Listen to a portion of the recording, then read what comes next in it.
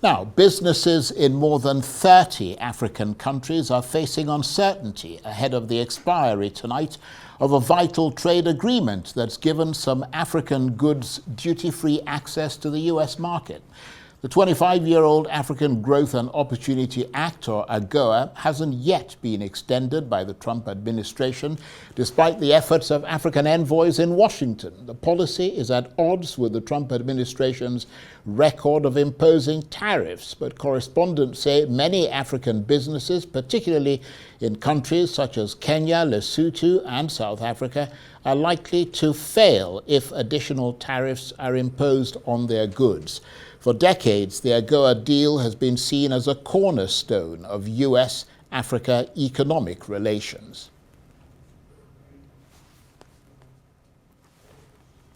Well, for more on this, I'm joined now on the line from London by the researcher and writer on African political economy, Chibuike Ugo Ngadi, who is an international economic analyst and is currently pursuing a PhD at King's College in London. Good to see you, Mr. Ugo Ngadi. And we've heard in the last few hours the Trump administration saying it is interested in extending the AGOA trade deal for 1 year. The deadline, though, is today, so there aren't many hours left in which to enact some kind of an extension through Congress, are there? Thank you again, Charles, for having me. It's great to be back together with you today. Yes, Trump likes to keep us on edge. He likes to keep the world on edge. He likes to keep other world leaders on edge. And it appears that we will not meet any deadline. It does not mean that any auxiliary deals cannot be done over the next couple of days and weeks. And of course, that will increase uncertainty in the African market and be very harmful for the countries you mentioned earlier, Kenya, Lesotho, South Africa.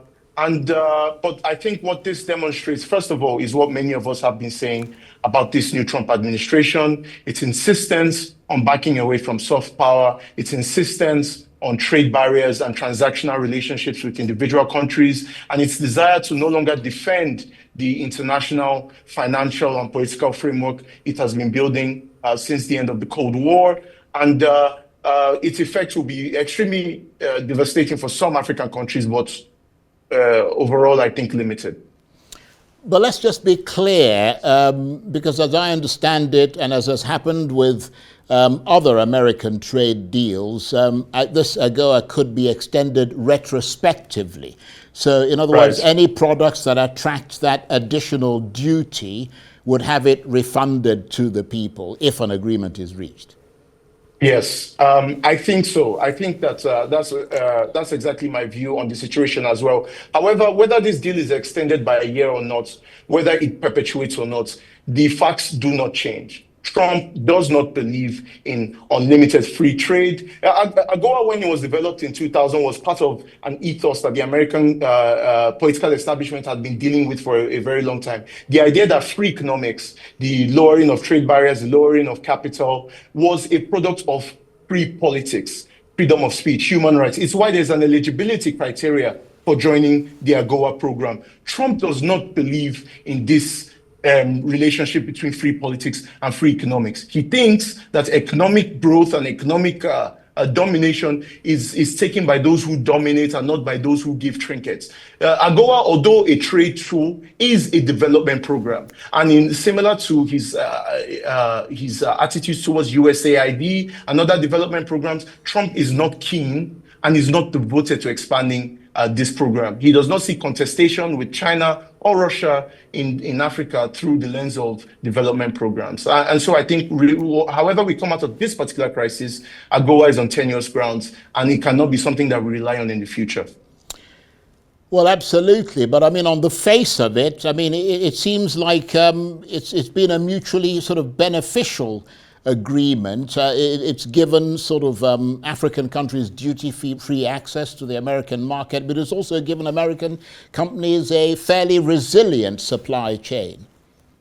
I agree, especially when you refer to supply chain there, especially with things like textiles and in Lesotho, clothes manufacturing for Levi's and H&M's in Kenya, and citrus fruits from South Africa. However, the overall impact has been a bit of a mixed bag. It has been a bit limited. The idea was if we give African countries, or if the US gives African countries access to duty-free goods, and they will then receive the incentive to develop their own industries. However, that has not really been the case. Still, for exports and imports to and from Africa are sub 10%. You compare that to places like Europe, 30% of Africa's exports go to Europe, 20% to China. We have made those developments with other partners, and it gives us the imperative, by the way, to stop dilly-dallying and clicking our feet on the Africa Free Trade Agreement program. I've always talked about the strategic, not moral imperative for African integration. It is a way of building resilience. Europe, 60% of its trade is within European countries. That gives you a more predictable,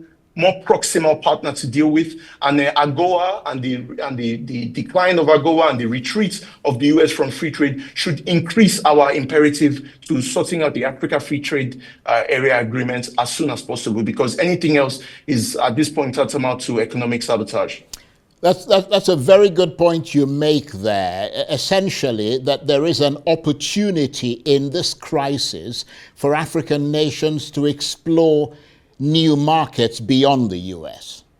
I agree. And the European Partnership Agreements, the recent trips by the president of Brazil and to Japan, they're exceptional markets throughout the world. Like I say, we cannot view the world through the lens of the competition between the West and China, or the West and Russia. We live in a very global world. There are opportunities in Brazil. There are opportunities in East Asia, Southeast Asia, in India, in Indonesia, in Brazil.